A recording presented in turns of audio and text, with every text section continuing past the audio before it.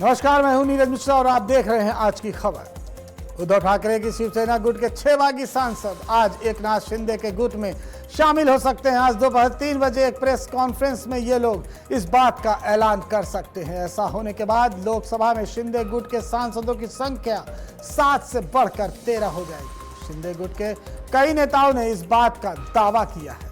आज महाराष्ट्र में सियासी हलचल तेज हो गई। एकनाथ शिंदे ग्रुप में शामिल होंगे शिवसेना के 6 सांसद। दोपहर को 3 बजे हम सभी जो हमारे 6 के 6 सांसद हैं जिन्होंने यहाँ पे शिवसेना शिंदे गठ में, यानी हम शिंदे गठ ऐसा नहीं बनाए बोलेंगे, यही हमारी शिवसेना है। शिवसेना में शामिल होने का निर्णय ले लिया है। पहले हमारे 7 और ये 6 मिला के 13 हमारे सांसद हो गए। हमारे मुख्य नेता आदरणीय एकनाथ शिंदे साहब के ऊपर विश्वास रखते हुए वो हमारे पार्टी में सभी लोग ऑफिशियल आज शामिल हो जाएंगे। वैसे तो लोकसभा अध्यक्ष के पास उन्होंने लेटर भी दे दिया और पार्टी में वो हमारे मर्ज हो गए। और इस माध्यम से अगर देखा जाए तो ताकत जो है शिवसेना की बढ़ गई है। एकनाथ शिंदे साहब के ऊपर विश्वास रखते हुए आदरणीय शिवसेना प्रमुख बाला साहब ठाकरे जी के विचारों पे प्रेरित होकर वो हमारे पार्टी में शामिल हो रहे हैं। गद्दार झाले मीर जाफर पासून ते आपल्या महाराष्ट्रामध्ये सुद्धा त्यांना का भूमिका असू शकते का? नाही ना। जर महाराष्ट्राच्या स्वाभिमानाची कोणाला चिंता असेल तर या गद्दारांना गद्दारच म्हटलं पाहिजे, बेईमान म्हटलं पाहिजे, महाराष्ट्राचे शत्रू म्हटलं पाहिजे, मराठी माणसाचे दुश्मन म्हटलं पाहिजे आणि त्यांना कोणती भूमिका आहे या भूमिकेतून तुम्ही सगळ्यांनी बाहेर पडलं पाहिजे। शिवसेना तोडणं म्हणजे महाराष्ट्राचे तुकडे करणं आणि अमित शहा ते शिंदे गटाच्या माध्यमातून करतायत। शिंदे हे अमित शहाचे कॉन्ट्रॅक्ट किलर आहेत। जसे पूर्वी अंडरवर्ल्डमध्ये दाऊदचे होते कॉन्ट्रॅक्ट किलर, करीम लालाचे होते कॉन्ट्रॅक्ट किलर, युसुफ पटेलचे होते कॉन्ट्रॅक्ट किलर, तसे शिंदे आणि त्यांचे लोक जे आहेत हे अमित शहाचे कॉन्ट्रॅक्ट किलर आहेत। आणि हे कॉन्ट्रॅक्ट किलिंग जे आहे हे महाराष्ट्र नेस्तनाबूत करण्यासाठी आहे। पण रावसाहेब, काल दिवसभर म्हणजे ओमराजे शिंदे जोपर्यंत राजकीय भूमिका मांडत नव्हते तोपर्यंत शिवसेना उद्धव बाळासाहेब ठाकरे पक्षातून टीकेचा सूर मवाळ झाला होता। पण जशी त्यांनी राजकीय भूमिका घेतली, शिंदे शिवसेनेबरोबर जाणार असं त्यांनी म्हटलं, तेव्हा आता पुन्हा एकदा त्यांना गद्दार आणि सगळ्या गोष्टी पुन्हा बोलल्या नाही बघा तुमचं, कारण त्यांची मनधरणी करण्याचे प्रयत्न झाले, त्यांची अजिबात त्यांची अजिबात मनधरणी कोणी केली नाही। त्यांना वस्तुस्थिती आणि परिस्थितीची जाणीव करून देण्यासाठी त्यांचे मित्र कैलास पाटील त्यांना भेटले, त्यांच्याबरोबर वरुण देसाई होते। लक्षात घ्या, शिंदे गटामध्ये गेल्यामुळे त्यांच्या वडिलांच्या आत्म्याला शांतता मिळणार असेल। 20 वर्षापूर्वी ज्यांची हत्या झाली, शिंदे गटामध्ये गेल्यामुळे त्यांच्या वडिलांचा आत्मा जो समाधीमध्ये आहे बरं का, तो त्यांना आशीर्वाद देणार असेल तर तो त्यांचा प्रश्न आहे।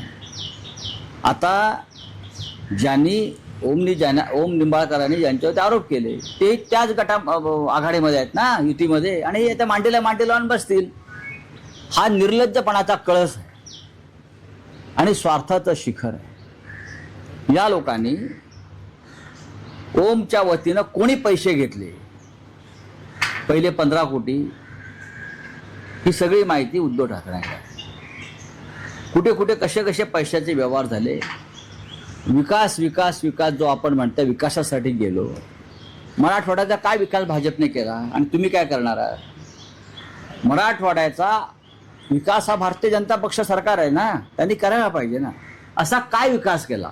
विकास हा मतदारसंघाचा होत नाही फक्त सरकारकडून, विकास हा प्रांताचा आणि प्रदेशाचा होतो। काय लातूरचा विकास गेला? लातूरचा विकास विलासराव देशमुखांनी केला। धाराशिवमध्ये जे काही आज तुम्हाला दिसत आहेत गोष्टी, त्या एकतर शिवसेनेचं राज्य असताना, युतीचं राज्य असताना झालेला विकास आहे। साखर कारखाने उभे करणं म्हणजे विकास नाही। सर्वत्र जो विकास आहे हा सामुदायिक विकास होतो। खासदारांना वाटत असेल की आम्हाला 100 कोटी मिळाल्यामुळे विकास झाला म्हणजे व्यक्तिगत, असं नाहीये। रावसाहेब, काल 2 प्रतिक्रिया आल्या फडणवीसांच्या आणि शिंदेच्या।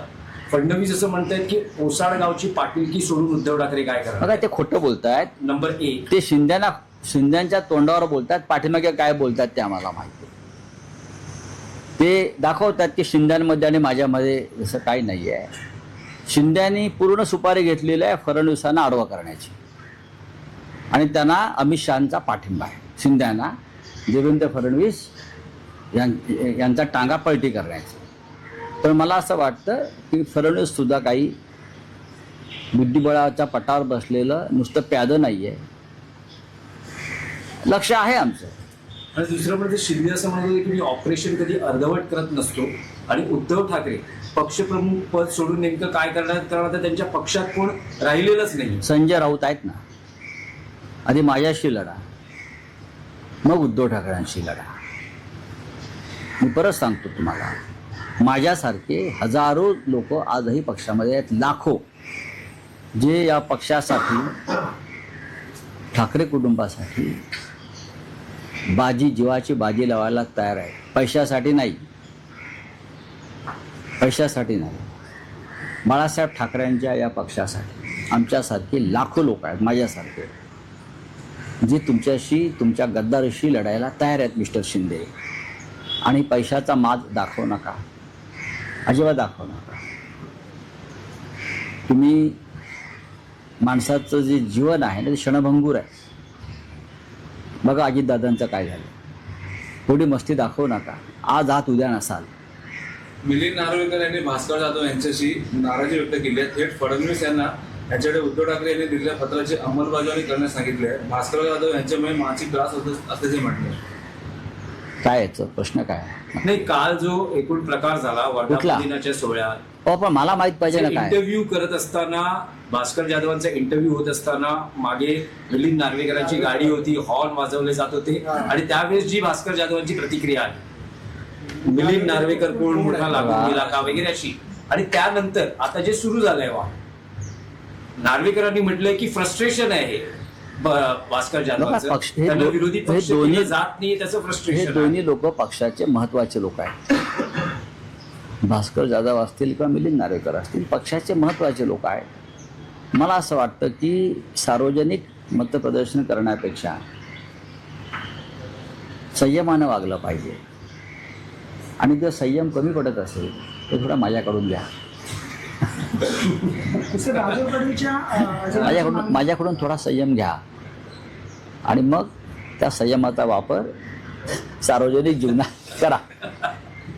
हा तुमचा सल्ला आहे तुमच्याच पक्षातल्या नेत्यांना. माझे सहकारी आहेत दोन्ही. भास्करराव जाधव काय, आमचे मिलिंद नार्वेकर काय.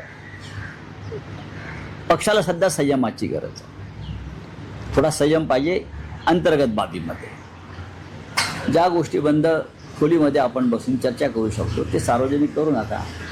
माझ्यावर सुद्धा असे प्रसंग आले, पण मी कधी जाहीरपणे याच्यावरती कधी मत व्यक्त केलं नाही. या दोन आमच्या सहकार्यांनी